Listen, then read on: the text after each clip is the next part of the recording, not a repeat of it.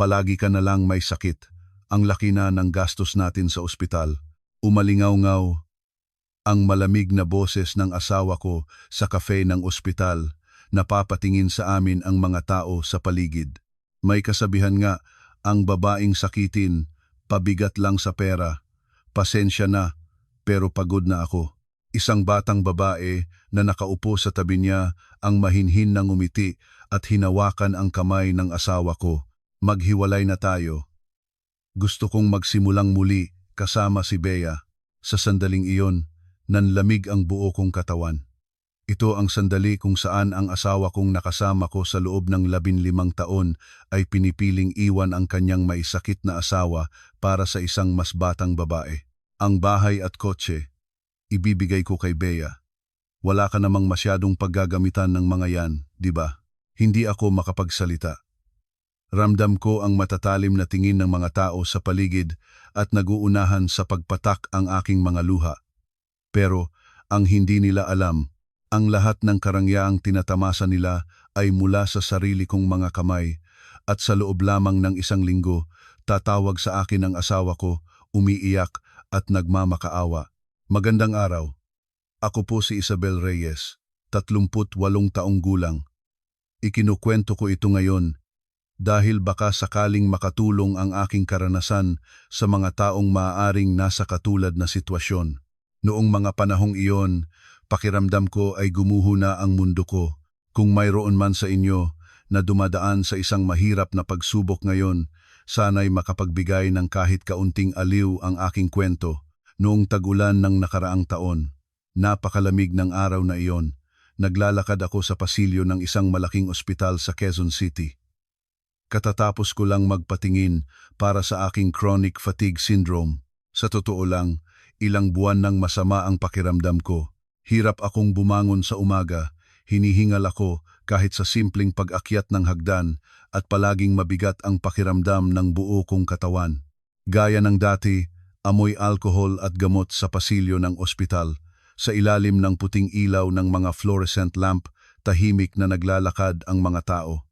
Dahan-dahan akong naglakad habang iniisip ang resulta ng check-up ko. Sinabi ng doktor na kailangan kong bawasan ng stress at magpahinga ng sapat. Pero makakapagpahinga ba ako pag uwi ko sa bahay? Iyon ang tanong na pumasok sa isip ko. Noon ko narinig ang isang pamilyar na boses mula sa di kalayuan. Bea, sabi ko naman sa'yo, masarap ang pagkain dito. Boses iyon ng asawa ko, si Miguel Santos. Mahigit 15 taon na kaming kasal. Teka, bakit nandito si Miguel? Inangat ko ang aking ulo at nakita ko nga siyang nakatayo roon. Pero hindi siya nag-iisa. May kasama siyang isang batang babae. Sa una, hindi ko siya nakilala. Inisip ko lang nakatrabaho niya. Ngunit nang tingnan kong mabuti, nakakapit ang braso ng babae sa asawa ko at napaka-natural ng kilos nila. Para silang magkasintahan, natigilan ako. Bumilis ang tibok ng puso ko. Malinaw na sa akin na may mali. Oh Isabella, nakita ako ng asawa ko, ngunit hindi man lang siya nagulat. Sa halip, mukha pa siyang kampante, para bang wala lang. Bea, asawa ko, si Isabel, noon ko nalaman. Siya pala si Bea, ang babaeng madalas mabanggit ng asawa ko nitong mga nakaraang araw. Sabi niya, junior lang niya sa opisina, pero ganito pala ang relasyon nila. Tiningnan ako ni Bea mula ulo hanggang paa at bahagyang ngumiti. Sa ekspresyon niya, parang may naramdaman akong pagka-superior niya. Noong mga panahong iyon, dahil sa pagpapabalik-balik ko sa ospital, nakasuot lang ako ng komportableng gray na sweater at maong. Halos wala rin akong makeup. Siguradong mukha akong maputla at sakitin. Sa kabilang banda, si Bea ay maganda ang pagkaka-makeup at nakasuot ng pulang coat. Kitang-kita na malusog siya at bata. Ah, hello po. Ako po si Bea. Bumati si Bea. At napakatamis ng kanyang boses. Mukha siyang nasa 25 taong gulang. Isang magandang babae. Ang kanyang mahabang buhok na may kaunting alon ay lalong nagpatingkad sa kanyang kabataan. Biglang hinawakan ni Miguel ang balikat ko at sinabing, Isabel, kailangan nating mag-usap. Dinala niya ako sa kafe, sa loob ng lobby ng ospital. Natural lang na sumunod si Bea. Naupo kaming tatlo sa isang bilog na mesa at napaka-awkward ng sitwasyon, o baka para sa akin lang. Dahil si Miguel at si Bea ay mukhang komportable pa. Mainit sa loob ng kafe. May banayad na amoy ng kape at dahil tapos na ang tanghalian, kakaunti lang ang tao. Umorder si Miguel ng Amerikano at si Bea naman ng cafe latte. Humingi lang ako ng tubig. Wala akong ganang kumain o uminom. Isabel, magtatapat na ako sa'yo, sabi ni Miguel matapos humigop sa kanyang kape. Seryoso ang mukha niya. Sa loob ng 15 taon, iyon ang ekspresyon niya kapag may gagawin siyang isang mahalagang desisyon. Palagi ka na lang may sakit.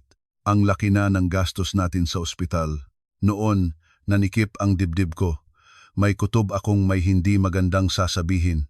May kasabihan nga, ang babaeng sakitin, pabigat lang sa pera. Pasensya na, pero pagod na ako. Malamig ang boses ni Miguel. Hindi iyon boses ng mag-asawang 15 taon nang nagsasama para siyang nakikipag-usap sa isang estranghero. Anong gusto mong mangyari? Mahinahon kong tanong. Kahit sa loob-loob ko, alam ko na ang sagot. Ano pa nga ba ang masasabi sa ganitong sitwasyon? Maghiwalay na tayo. Mariing sabi ni Miguel. Sumulyap siya kay Bea na para bang humihingi ng kumpirmasyon. Gusto kong magsimulang muli kasama si Bea. Ang bahay at kotse, balak kong ibigay sa kanya. Wala ka namang masyadong paggagamitan ng mga yan, di ba? Mahinhin na ngumiti si Bea habang hinahawakan ang kamay ni Miguel. Sa tingin ko, matagal na silang may relasyon. Tahimik ko lang silang pinanood. Nagagalit ba ako o nalulungkot? Sa pagbabalik tanaw ko ngayon, parang gumaan pa nga ang pakiramdam ko. Naramdaman ko ang ginhawa na. Sa wakas, matatapos na rin. Salamat sa lahat ng pinagsamahan natin. Pasensya na, dagdag ni Miguel. Pero hindi ito tunog sinsero. Parang formalidad lang. Sige, tumango ako. Medyo nagulat si Miguel sa reaksyon ko. Siguro inaasahan niyang iiyak ako, magmamakaawa, o kahit man lang magagalit. Gawin mo ang gusto mo. Dahan-dahan akong tumayo. Wala na akong dapat pang sabihin. Nakita ko ang bahagyang pagkabigla sa mga mata ni Bea habang nakatingin sa akin. Siguro hindi niya inaasahan na magiging ganito ako katatag. Paglabas ko ng ospital, naisip ko, ang kawalan ng pakialam ng asawa ko, ang pang-aapi ng biyenan ko, at ang problemang pinansyal. Pero ngayon, nakikita ko na ang katapusan. Hanggang sa mga sandaling iyon, hindi talaga ako kilala ni Miguel. Hindi niya alam kung ano ang ginagawa ko, kung anong kakayahan ang mayroon ako, at kung gaano karaming bagay ang itinago ko sa kanya. At malamang, matatagalan pa bago niya malaman ang lahat. Umupo ako sa kotse kong nakaparada sa basement parking at matagal na nanatiling tahimik. Hindi nanginginig ang mga kamay ko sa manibela. Sa halip, kalmado ang isip ko. Naisip ko, ngayon na talaga ang tunay na simula. Kinuha ko ang cellphone ko at tumawag. Sir Marco, ako to. Papunta na ako sa opisina. May kailangan tayong gawin. Nang gabing iyon, tumuloy ako sa opisina ko sa Bonifacio Global City. Karaniwan, diretso na ako sa bahay, pero iba ang araw na iyon. May kailangan akong tapusin. Ang opisina sa BGC ay ang headquarters ng kumpanyang 10 taon ko nang pinapatakbo. Isa itong medium-sized na manufacturing company. Nagsimula ito bilang isang maliit na subcontractor, pero ngayon malaki na ito. Mayroon na kaming mahigit 100 empleyado at ang taunang kita ay umaabot sa 500 milyong piso. Pero lahat ng ito, hindi alam ni Miguel. O mas tamang sabihin, ayaw niyang alamin. Ipinark ko ang kotse sa basement parking ng gusali at sumakay ng elevator. Nasa 15th floor, ang pinakamataas, ang aming kumpanya. Gabi na, pero nakabukas pa ang ilaw sa opisina. Palagi namang ganoon. Laging nag-overtime si Director Marco Villanueva. Pagbukas ko ng pinto, nakita ko si Sir Marco na nakaupo sa harap ng computer. Nasa 45 anyos siya, 7 taon ang tanda sa akin. Isa siyang dating accountant at 5 taon na sa aming kumpanya. Ang dahilan kung bakit napalago ko ang kumpanya ng mag-isa ay dahil sa mga taong tulad niya. Ma'am Isabel, ginabi po kayo, sabi ni Sir Marco habang inaangat ang kanyang ulo. Ngunit nang makita niya ang ekspresyon ko, tila napansin niyang may hindi maganda. May problema po ba? Sir Marco, maupo po kayo. May mahalaga tayong pag-uusapan. Naupo ako sa sofa sa isang sulok ng opisina. Umupo rin siya sa tapat ko. Mahinang naririnig ang tunog mula sa coffee machine at ang ingay ng mga sasakyan sa BGC. Nagdesisyon na kaming maghiwalay ng asawa ko. Mahinahon kong sabi. Nagulat si Sir Marco. Bagamat alam niya ang ilang detalye ng sitwasyon ng pamilya ko, hindi niya inaasahan na magiging ganito kabilis. Biglaan po yata. Ano po ang nangyari? Nambababae siya. Kanina sa ospital, kasama niya yung babae at sinabi sa aking makipaghiwalay na matagal na hindi nagsalita si Sir Marco habang nakatingin sa akin. Pagkatapos, bumuntong hininga siya ng malalim. Ma'am, sigurado pong nahirapan kayo. Okay lang ako. Mas gumaan pa nga ang pakiramdam ko. Napanatag ako nang isiping matatapos na. Sinsero kong sinabi iyon. Totoo iyon. Pero, Sir Marco, may mga kailangan na tayong ayusin. Dagdag ko. Tumango si Sir Marco. Lahat ng mga ginagamit ni Miguel ngayon. Lahat, yun ay pag-aari ko. Diba? Dahan-dahang tumango si Sir Marco. Sa katunayan, nakapaghanda na kami para sa ganitong sitwasyon. Alam niyang hindi maganda ang takbo ng pagsasama namin. Mula sa bahay namin sa Santa Rosa, Laguna, hanggang sa sasakyan at mga bank account, lahat ay nakapangalan sa kumpanya o sa akin. Tama po ma'am. Naayos na po natin lahat yan ayon sa utos ninyo. Kalmadong sagot ni Sir Marco. Ang totoo, ginawa ko ang lahat ng ito dahil sa naramdaman kong pangamba mula pa sa simula ng aming pagsasama. Naramdaman ko ang unti-unting panlalamig ng pakikitungo sa akin ni Miguel. Kaya bilang paghahanda sa anumang posibleng mangyari, inilagay ko ang lahat ng ari-arian sa pangalan ko. Ang bahay sa Santa Rosa ay nasa ilalim ng isang company housing arrangement at ang sasakyang ginagamit ni Miguel ay isang corporate vehicle. Ang account kung saan nanggagaling ang panggastos sa bahay ay ako rin ang namamahala, inisa-isa kung kumpirmahin. Binuksan ni Sir Marco ang kanyang laptop at sinimulang ayusin ang mga datos. At paano naman po yung sa planta? Ang lupa ng planta sa Laguna Technopark ay nakapangalan din po sa inyo ma'am. Ang gusali at mga makina ay assets ng kumpanya. Paliwanag ni Sir Marco habang tinitingnan ang screen. Nakalista ang lahat ng mga ari-arian. Kitang-kita kung gaano kalaki ang halaga ng mga ito. Ang totoo, ang alam lang ni Miguel ay ang mga nakikita niya sa labas, ang bahay at kotse. Wala siyang alam sa laki ng kumpanya, sa kita o sa kahit ano pa. Opo. Sinadya kong itago. One. Kahit sabihin ko, wala naman siyang interes. Totoo yon. Ang alam lang ni Miguel ay may maliit akong negosyo. Wala siyang pakialam kung magkano ang kinikita ko sa isang buwan o kung ilan ang empleyado ko. Sa halip, minamaliit pa niya ako. Magkano lang naman kikitain ng babaeng nagnenegosyo. Ano po ang plano ninyo ngayon, ma'am? Maingat na tanong ni Sir Marco. Maghihintay ako ng 1 linggo. Malinaw kong sabi. Hahayaan ko siyang maging masaya sa ilusyon ng bago niyang simula at pagkatapos babawiin ko ang lahat. Tinitigan ako ni Sir Marco. Tila nagulat siya sa aking kalmadong disposisyon. Kung gagawin ko ito agad-agad, magmumukha itong emosyonal. Ayokong maging ganoon. Gusto kong gawin ito ng tahimik, mahinahon at naaayon sa batas. Naiintindihan ko po. Kung gayon, pagkatapos ng 1 linggo, i-freeze natin ang lahat ng accounts, bawiin ang corporate vehicle at simulan ang proseso ng eviction mula sa company housing. Bod ni Sir Marco. Dahil matagal na kaming magkatrabaho, nagkakaintindihan na kami kahit hindi pa kumpleto ang sinasabi ko. Opo, gawin ninyo yan. At pakiasikaso na rin po ang pagkuha ng abogado Nakausap ko na po. Darating si Attorney Cruz bukas ng hapon. Naunahan na ako ni Sir Marco sa paghahanda. Talagang maaasahan siya. Tumingin ako sa Pasig River mula sa bintana ng opisina. Napakaganda ng tanawin sa gabi. Kumikinang ang mga ilaw sa tulay at tahimik na dumadaloy ang ilog. Lahat ng ito ay resulta ng 10 taon ng aking pagsisikap. Habang minamaliit ako at hindi pinapansin ng asawa ko, tahimik kong ginawa ang trabaho ko. Ma'am, pero okay lang po ba talaga kayo? Hindi po ba kayo nasasaktan? Nag-aalalang tanong ni Sir Marco. Nasasaktan. 15 taon kaming nagsama, imposible namang hindi, pero hindi ko na kayang magtiis pa. Tapat kong sagot.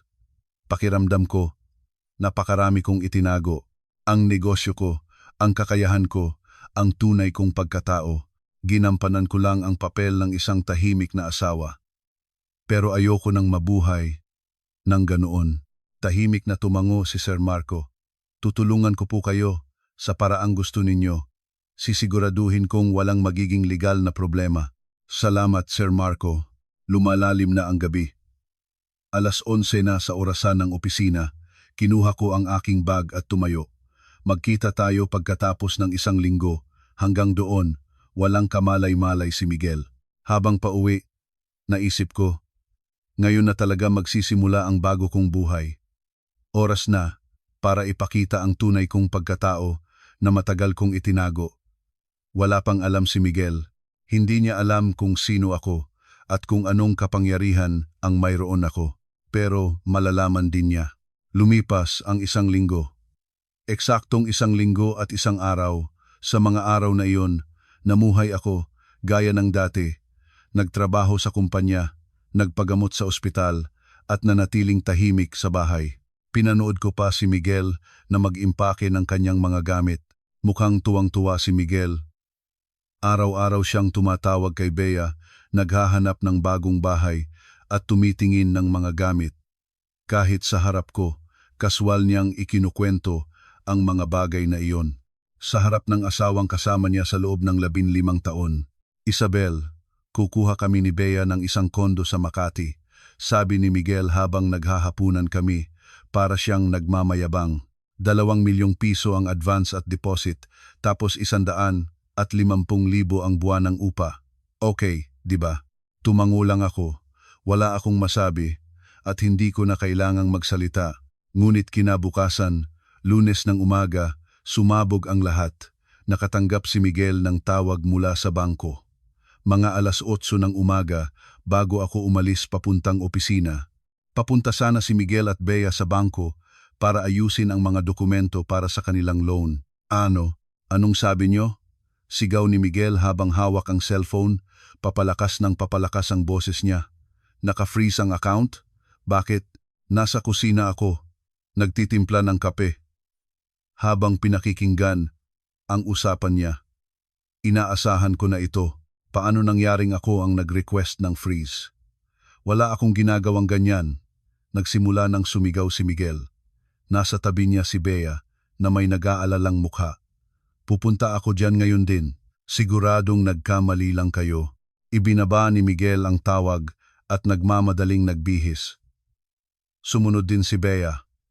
Tahimik ko lang silang pinanood. Naisip ko, nagsimula na. Mga 10:00 ng umaga, tumawag ulit si Miguel.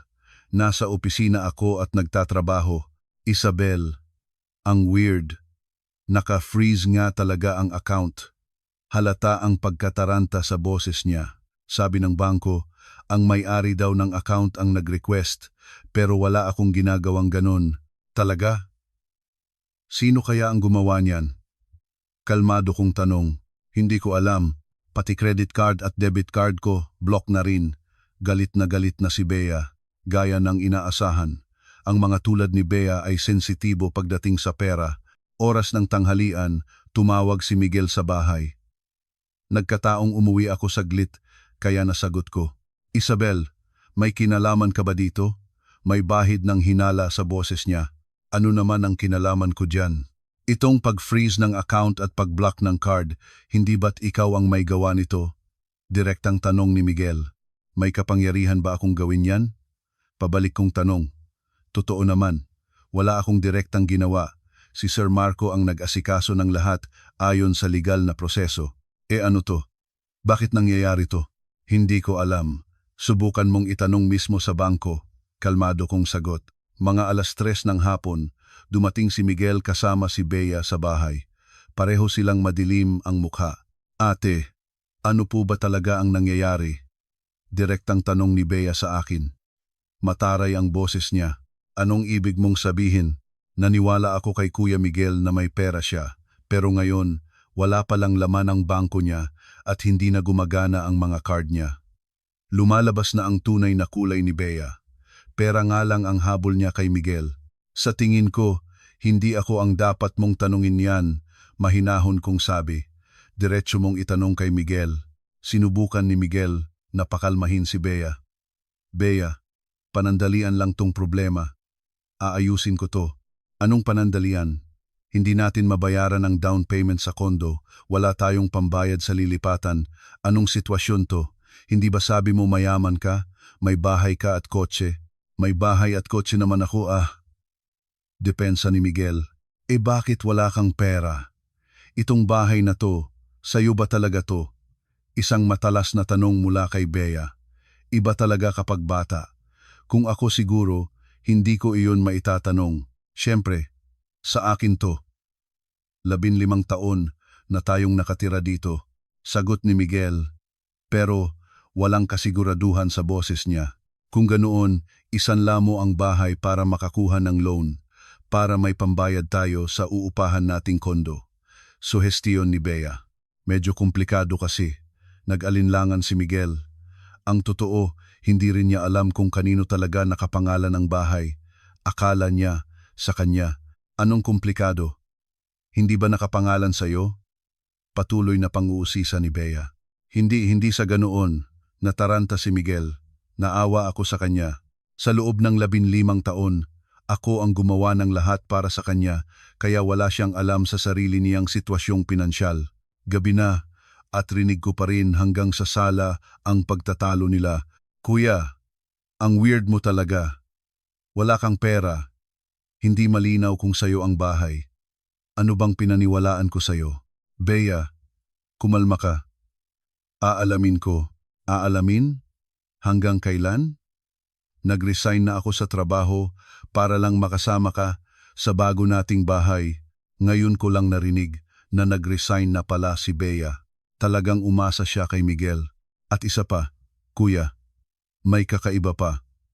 Kanina sa bangko, sabi ng staff, lahat daw ng account na yon ay nakapangalan kay Isabel Reyes, sa asawa mo. Biglang tumahimik ang sala. Narinig kong naglakad si Miguel patungo sa kwarto ko. Isabel, kausapin kita. Binuksan ni Miguel ang pinto ng kwarto ko, putlang-putla ang mukha niya. Totoo bang nakapangalan sa'yo ang mga account? Oo, totoo. Tapat kong sagot. Bakit hindi mo sinabi? Hindi ka naman nagtanong. Totoo yun. Wala siyang pakialam sa mga ginagawa ko. Paano ang bahay? Nakapangalan din ba sa'yo? Sa kumpanya. Company housing ito ng kumpanyang pinapatakbo ko. Lalong namutla si Miguel.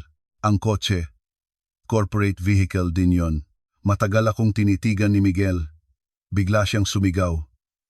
Kung ganoon, anong meron ako? Siguradong narinig ni Bea ang sigaw na iyon mula sa sala. Maya-maya, pumasok si Bea sa kwarto. Kuya, anong sinasabi mo? Bea, lumabas ka muna. Ayoko, kailangan kong marinig. Tungkol din sa akin to. Matigas na sabi ni Bea. Tinanong ulit ako ni Miguel. Isabel, totoo bang wala akong kahit anong nakapangalan sa akin? Wala. Mariin kong sagot. Ang panggastos natin araw-araw, ako ang nagbibigay. Tama? Ang kotse, sa kumpanya ko. Ang bahay, sa kumpanya ko rin. Hindi makapagsalita si Miguel. Dahan-dahang umatras si Bea. Biglang nagbago ang tingin niya kay Miguel. Kuya, ibig sabihin, wala kang trabaho at wala kang pera? Malamig ang boses ni Bea. Bea, hindi sa ganoon. Anong hindi? Niloko mo ako. Biglang nagalit si Bea. Nag-resign ako sa trabaho dahil akala ko mayaman ka. Nang gabing iyon, Matagal silang nag-away. Narinig ko lahat mula sa kwarto ko. Narinig ko ang pag-iyak at paninisi ni Bea at ang pagdedepensa ni Miguel. Sa huli, si Bea ang unang umalis. Mga 10:00 ng gabi, malakas niyang isinara ang pinto. Pumunta si Miguel sa kwarto ko. Isabel, plano mo ba ang lahat ng to? Anong ibig mong sabihin? Plano mong hikayatin akong makipaghiwalay at iwan ako ni Bea? Desperado ang itsura ni Miguel. Wala akong ganoong plano. Ginawa ko lang ang gusto mo. Kalmado kong sagot. Hindi ka sinungalingan iyon. Pinrotektahan ko lang kung ano ang sa akin. Nang gabing iyon, sigurado akong hindi nakatulog si Miguel. Narinig ko ang paglalakad niya sa sala hanggang madaling araw. Kinabukasan, maaga kong tinawagan si Sir Marco. Sir Marco, ituloy niyo na ngayon. Opo, ma'am. Pupunta kami diyan ng 10:00 kasama ang legal team. Tapos na ang lahat ng paghahanda. Nakuha na namin ang court order para sa asset recovery at nakapag-book na rin kami ng lipat bahay service. Plano naming gawin ito ng tahimik habang tulog si Miguel. Gaya ng dati, pumasok ako sa opisina ng 8:00. Natutulog si Miguel sa sofa sa sala. Mukhang napagod siya sa pakikipag-away kay Bea. Mga 9:00, dumating ang biyenan ko. Si Lourdes Santos, 68 taong gulang.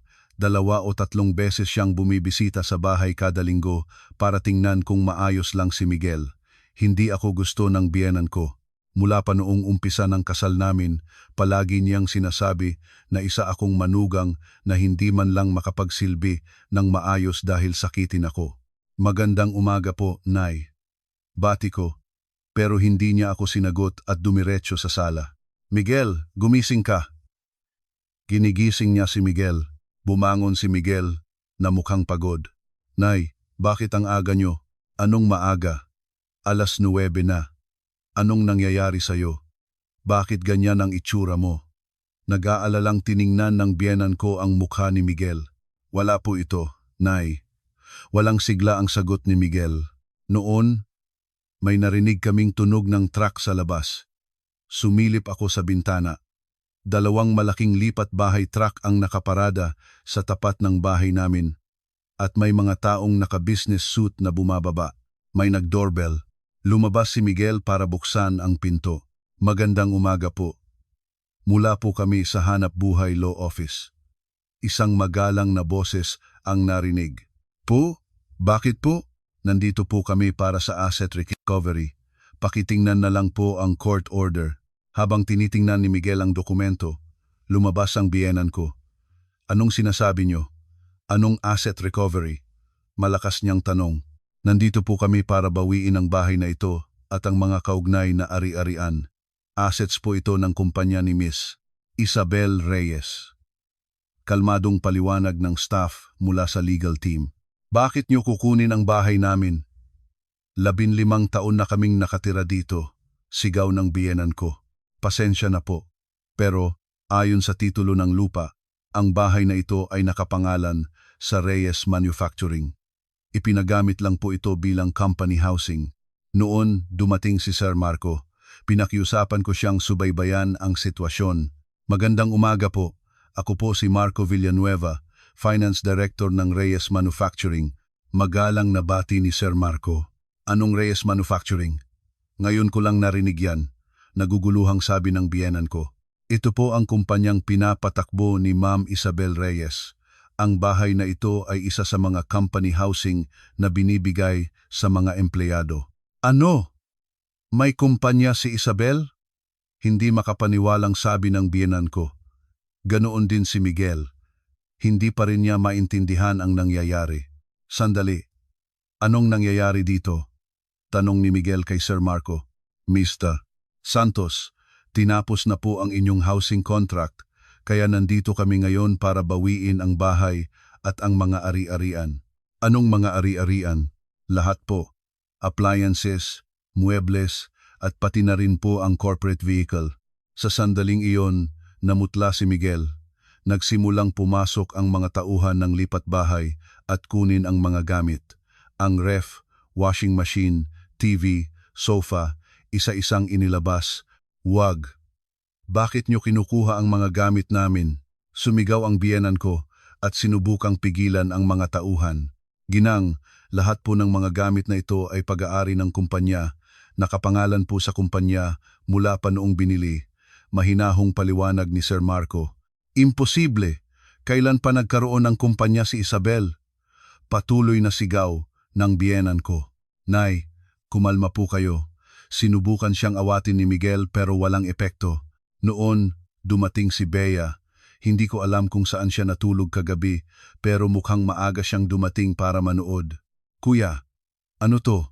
tanong ni Bea kay Miguel. Pero iba na ang tono niya kumpara kahapon. Mas malamig. "Kuya, totoo bang wala ka talagang kahit ano? Walang bahay? Walang kotse?" Direktang tanong ni Bea.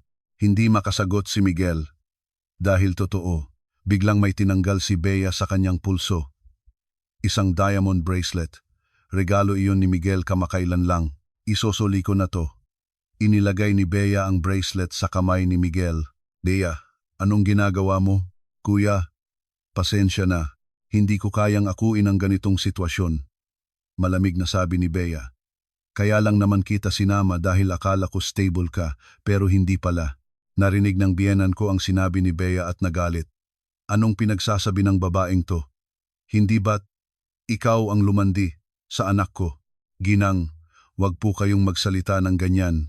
Naloko rin po ako." Matapang na sagot ni Bea. "Kung ganoon, pera lang pala ang habol mo sa anak ko." Lalong lumakas ang boses ng biyenan ko. "So, ano ngayon? Hindi ba't si kuya rin naman gustong makipaghiwalay dahil sa mas batang babae? Nagamit lang natin ang isa't isa." Sobrang prangka ng sinabi ni Bea kaya natigilan si Miguel. Habang nangyayari iyon, patuloy sa paghakot ng gamit ang mga tauhan. Unti-unting nawawalan ng laman ang sala. Ang bahay na tinirhan namin ng 15 taon ay biglang naging isang walang lamang espasyo. "Pakisoli na rin po ang susi ng sasakyan," sabi ng staff ng legal team kay Miguel. "Pati ang kotse?" "Opo. Corporate vehicle po yan." Kinuha ni Miguel ang susi mula sa kanyang bulsa at ibinigay ito. Nanginginig ang kamay niya. Nakita ito ni Bea at kitang-kita ang siwang sa kanyang mukha. "Kuya, aalis na ako." Akmang tatalikod na si Bea nang pigilan siya ng biyenan ko. "Hoy, dahil sa'yo nangyari to." "Panagutan mo." "Ginang, ano po bang ginawa ko? Si kuya ang nagsinungaling, hindi ako." Iwinaksi ni Bea ang kamay ng biyenan ko. "At kayo rin po, alamin niyo muna kung ano talaga ang meron ng anak niyo." Pagkatapos sabihin iyon, tuluyan nang umalis si Bea. Hindi na lumingon. Nakatayong tulala si Miguel habang pinapanood si Bea na mawala. Patuloy naman sa pagwawala ang biyenan ko. "Isabel, itong babaeng to, ginawa niyang miserable ang asawa niya." Sigaw ng biyenan ko, nakaturo sa akin. Pero tahimik ko lang pinanood ang lahat. Wala akong kailangang sabihin. "Isabel, kagagawan mo ba ang lahat ng ito?" tanong ni Miguel sa akin. Nanginginig ang boses niya. "Hindi. Binabawi ko lang kung ano ang sa akin." Kalmado kong sagot. "Anong sayo? Kailan ka pa nagpatakbo ng ganitong kumpanya?" 10 taon na." "Hindi ko lang sinabi dahil wala kang pakialam." Narinig ng biyenan ko ang usapan at lalong nagalit. Anong klasing babae ang nagtatayo ng kumpanya nang hindi alam ng asawa niya? Hindi po lingid sa kaalaman niya. Wala po siyang interes. Mahinahon kong sabi. Tanghali na nang matapos ang lahat. Walang-wala ng laman ng bahay. Walang appliances. Walang muebles. Wala ni isa. Naiwan si Miguel at ang biyenan ko sa gitna ng walang lamang sala. Pareho silang hindi alam kung saan pupunta. "Isabel, saan kami titira ngayon?" Desperadong tanong ng biyenan ko. "Sa tingin ko po, hindi ako ang dapat niyong tanungin yan." Kalmado kong sagot. 15 taon kaming tumira dito. "Opo, sa bahay na ipinagkaloob ko sa inyo," sabat ni Sir Marco. "Ma'am, tapos na po ang lahat. Tara na po." Tumango ako at huling sinulyapan si Miguel.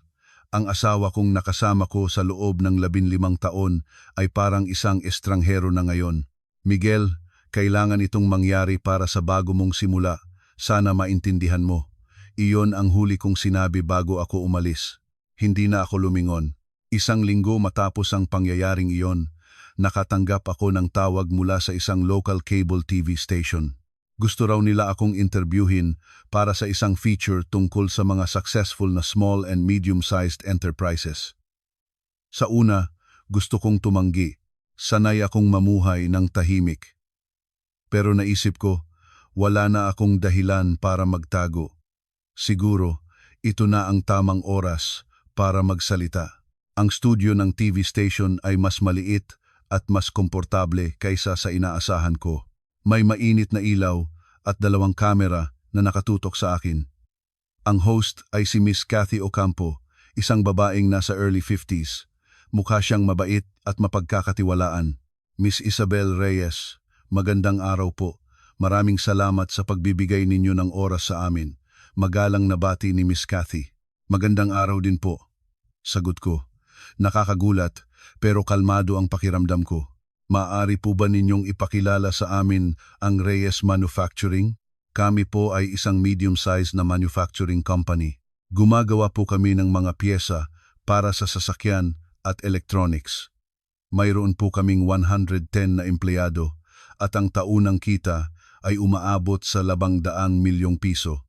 Nagulat si Miss Cathy. Ang laki na po pala. Kailan po kayo nagsimula? 10 taon na po ang nakalipas. Bigla kong naalala ang nakaraan. 10 taon na ang nakalipas sa isang maliit na pabrika.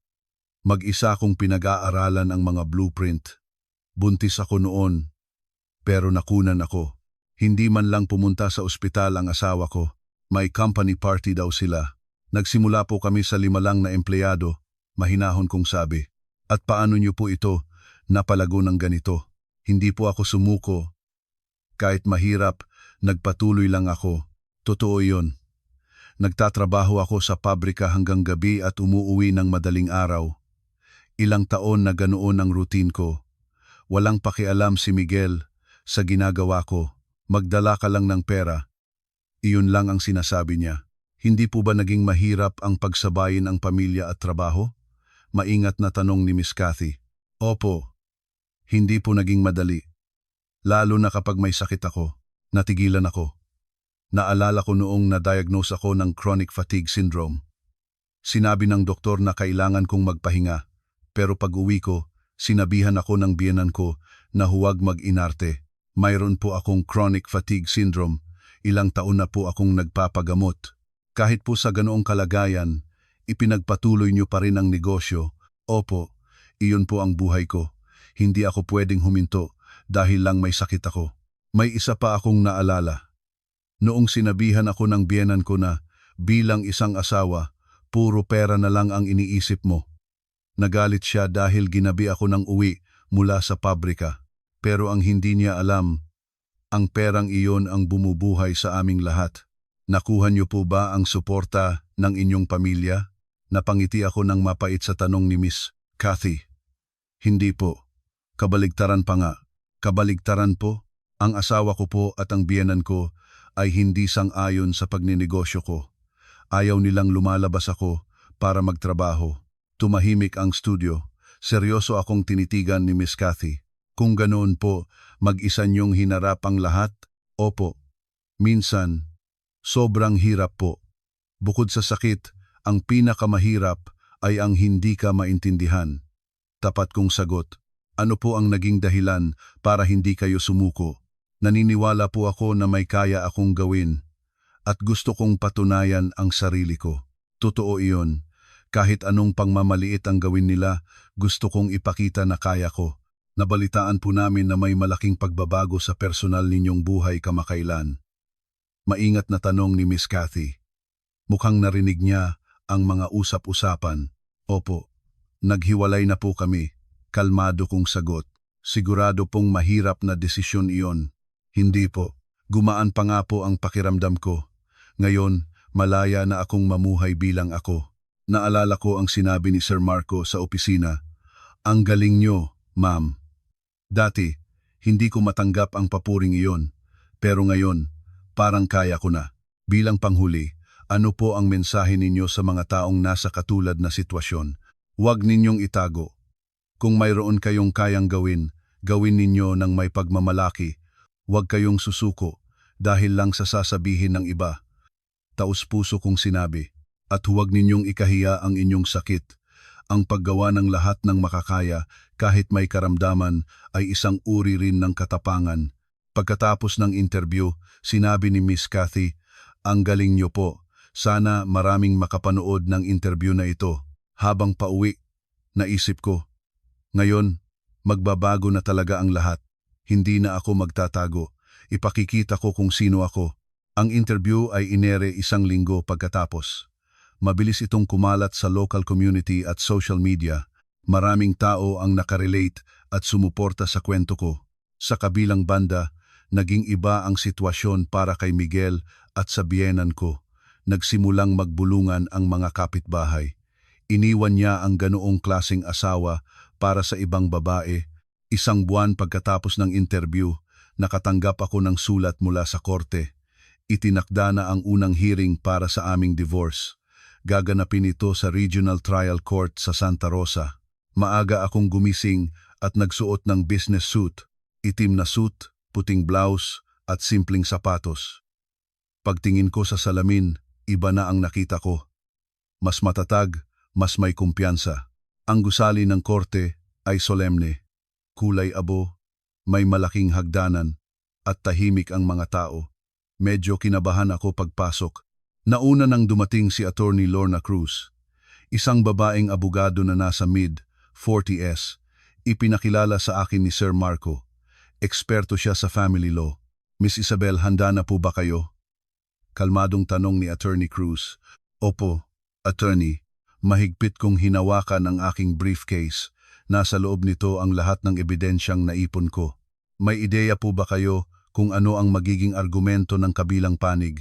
"Hindi po ako sigurado, pero siguradong magdadahilan sila." Ganoon nga ang inaasahan ko. Hindi aaminin ni Miguel ang kanyang pagkakamali. Pumasok kami sa courtroom. Hindi gaanong malaki pero mataas ang kisame, kaya't mukha itong marangya. May 2 mesa sa harap ng judge's bench. Naupo ako sa kaliwa, katabi si Attorney Cruz. Wala pang tao sa kanang mesa. Pagkatapos ng 10 minuto, pumasok si Miguel. Mag-isa lang siya. Walang abogado. Mukha siyang pagod at mas payat. Nakita niya ako at nag-atubili saglit. Pagkatapos ay yumuko at naupo.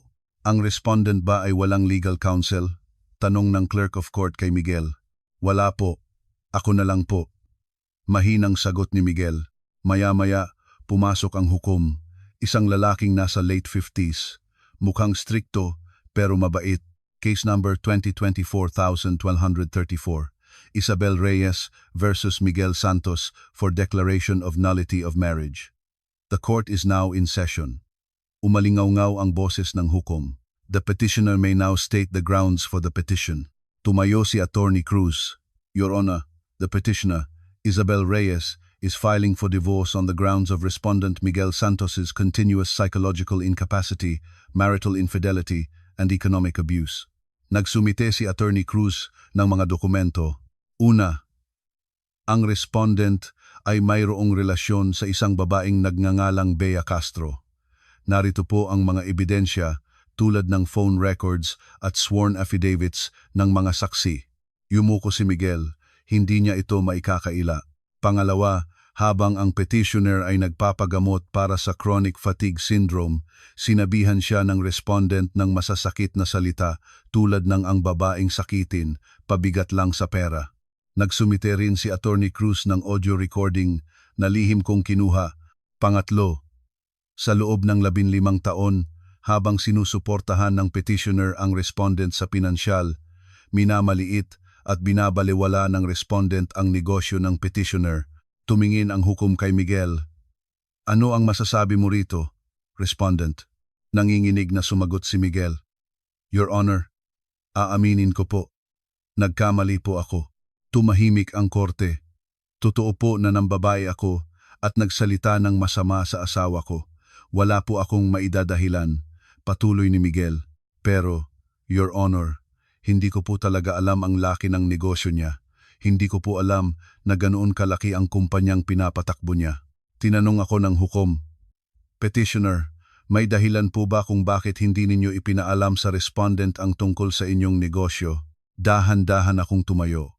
Your Honor, maraming beses ko pong sinubukang ikwento ang tungkol sa trabaho ko, pero lagi niyang sinasabi na ano bang magagawa ng negosyo ng isang babae at hindi siya nagpapakita ng interes. Kalmado kong sabi. At dahil hindi rin po sang-ayon ang kanyang pamilya, hindi ko na po idinetalye pa. Tumango ang hukom. Kung ganoon, ano ang hinihiling ninyo mula sa respondent? Si Attorney Cruz ang sumagot. Ang petitioner po ay humihiling lamang ng diborsyo. Wala po siyang hinihiling na hatian ng ari-arian o spousal support. Nagulat ang hukom.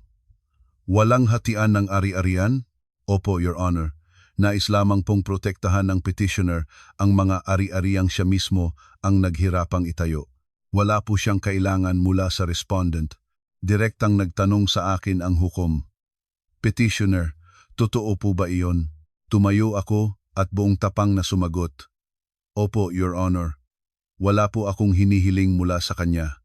Umalingaw-ngaw ang boses ko sa korte. Ang tanging hiling ko lang ay lumayo na siya sa buhay ko. Tumingin sa akin si Miguel, may luha sa kanyang mga mata, pero hindi na ako natinag. Sinuri ng hukom ang mga dokumento, matagal na tahimik. Respondent, sumasang-ayon ka ba sa diborsyo? Opo, Your Honor, sumasang-ayon po ako. Walang lakas na sagot ni Miguel. Kung ganoon, isinusuko mo na rin ba ang anumang karapatan sa mga ari-arian ng petitioner? Opo, isinusuko ko po. Wala naman po akong naiambag doon. Lalong humina ang boses ni Miguel. Ibinaba ng hukumang hatol. This court hereby grants the petition for divorce filed by Isabel Reyes against Miguel Santos. Sa wakas, natapos na ang 15 taong pagsasama. The respondent's infidelity, psychological incapacity, and economic abuse are deemed sufficient grounds for the dissolution of the marriage, patuloy ng hukom. Furthermore, the petitioner's recovery of her assets is recognized as a legitimate exercise of her rights. Paglabas namin ng korte, nilapitan ako ni Miguel. Isabel, sorry talaga. Nanginginig ang boses niya. Kahit mag-sorry ka pa ngayon, wala nang magbabago. Malamig kong sagot. Magkanya-kanya na lang tayo ng buhay. Mas makakabuti yon sa ating dalawa. May sasabihin pa sana si Miguel, pero tinalikuran ko na siya. Sinundan ako ni Attorney Cruz. Congratulations, Miss Isabel. Ito na po ang tunay na bagong simula. Salamat po, Attorney. Pababa ng hagdan, tumingala ako sa langit. Medyo maulap pero mainit ang sikat ng araw. Pakiramdam ko, malaya na ako. Pero alam ko sa isang bahagi ng isip ko, hindi pa ito ang katapusan. Kilala ko si Miguel at ang biyenan ko. Hindi sila basta-basta susuko. Siguradong hahanap sila ng ibang paraan. Pero wala akong pakialam, matatag na ako ngayon. Isang buwan matapos ang hatol, nagtatrabaho ako sa opisina ko sa BGC. Isang ordinaryong araw. Biglang tumawag ang receptionist. Ma'am, nasa lobby po si Mr. Miguel Santos at isang matandang babae. Gusto raw po kayong makausap. Si Miguel at ang biyenan ko. Isang buwan silang hindi nagparamdam. Sige, sabihin mo maghintay sandali. Pinatawag ko si Sir Marco. Sir Marco, nasa baba si Miguel at ang nanay niya. Po, ano raw po kailangan nila? Siguro, hihingi ng tawad.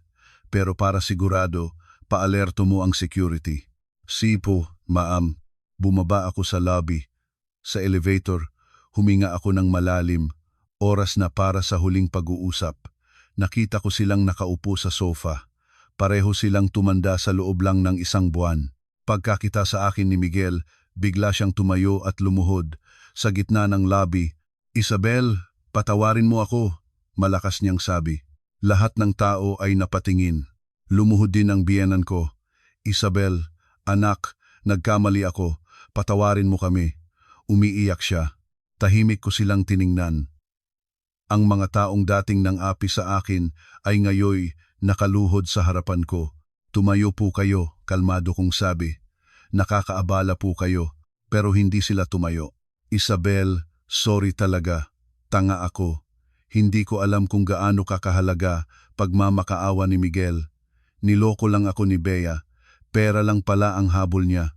Anak, patawarin mo si Mama, sabi ng biyenan ko. Ngayon ko lang nalaman ang lahat. Ngayong nakita ko kung gaano karami ang pera mo. Sa sinabi niyang iyon, hindi ko napigilang mapangiti ng mapait. Sa huli, pera pa rin pala. Mahina kong sabi, kung wala akong pera, hindi kayo pupunta dito, di ba? Hindi sila makasagot. Hindi ako ang nawala sa inyo, kundi ang pera ko. Malinaw kong sabi. Isabel, hindi sa ganoon. Kung ordinaryong may bahay lang ako, luluhod ba kayo dito ngayon? Noong may sakit ako, sinabi ninyong pabigat ako. Anong nagbago ngayon? Umiiyak na nagsalita ang biyenan ko. Anak, sorry na. Huli na po ang lahat, mariin kong sabi. Naaalala ko pa ang lahat ng ginawa ninyo sa akin sa loob ng 15 taon. Noon, dumating si Sir Marco kasama ang security. Ma'am, okay lang po kayo? Oo. Pakisamahan na lang po sila palabas. Huli ko silang tiningnan. Miguel, Nay, gusto ko nang mamuhay ng iba. Huwag na po kayong lalapit sa akin. Isabel, parang awa mo na. Huling pagmamakaawa ni Miguel, pero hindi na ako natinag. Sir Marco, pakiusap. Magalang silang inalalayan ng security palabas. Umiiyak sila pareho. Tinalikuran ko sila at sumakay ng elevator. Sa loob, muntik na akong maiyak. Pero hindi na mababago ang desisyon ko. Pagbalik sa opisina, tumingin ako sa bintana. Dumadampi ang papalubog na araw sa Ilog Pasig. Pumasok si Sir Marco. Ma'am, nakaalis na po sila. Salamat Sir Marco. Okay lang po ba kayo? Oo. Gumaan pa nga ang pakiramdam ko. Totoo. Pakiramdam ko, tapos na talaga ang lahat. Nang gabing iyon, nakatulog ako ng mahimbing. Nabalitaan ko makalipas ang ilang araw na umalis na ng Santa Rosa si Miguel at ang nanay niya. Si Bea naman daw ay nakahanap na ng ibang lalaki. Ngayon, mag-isa na ako. Pero hindi ako malungkot. Malaya ako. Lumago palalo ang kumpanya. 1 taon na ang lumipas. Ngayon ay tag-araw. Nagsusulat ako sa isang maliit na workshop sa Laguna. Tinawag ko itong bagong simula. Isang lugar kung saan maaaring magtrabaho ang mga kababaihan sa komunidad. Mula sa 5 tao, 20 na kami ngayon. Si Sir Marco na ang namamahala sa main office sa BGC. Lumaki pa ang kita namin ng 30%. Ako naman, hinahati ko ang oras ko sa BGC at dito sa bagong simula. Kaninang hapon, nagpatingin ako sa doktor. Mas maayos na po kayo, sabi niya. Mukhang nabawasan na ang stress ninyo. Totoo. Mas magaan ang katawan at isip ko. Nabalitaan kong si Miguel ay nagtatrabaho sa isang convenience store sa isang malayong probinsya at ang nanay niya ay naghuhugas ng plato sa isang karinderya. Nagkaroon ng komplikasyon ang puso ko noong una, pero naisip ko, iyon ang landas na pinili nila. Ngayon, masaya ako. Tunay na masaya. Hindi ko kailangang pilitin ang sarili kong ngumiti. Hindi ko kailangang itago ang sakit ko at maipagmamalaki ko ang mga narating ko. Kung sino man ang nagbabasa nito na nasa katulad kong sitwasyon, gusto kong sabihin sa inyo, mas malakas ka kaysa sa inaakala mo. At may karapatan kang pumili. Huwag mong itago ang iyong kakayahan, ang iyong mga pangarap, ang iyong halaga. Ang pinakamahalaga ay ang maniwala ka sa iyong sarili. Malaya na ako. At patuloy akong lalakad sa sarili kong landas, nang may dignidad, dangal, at kaligayahan.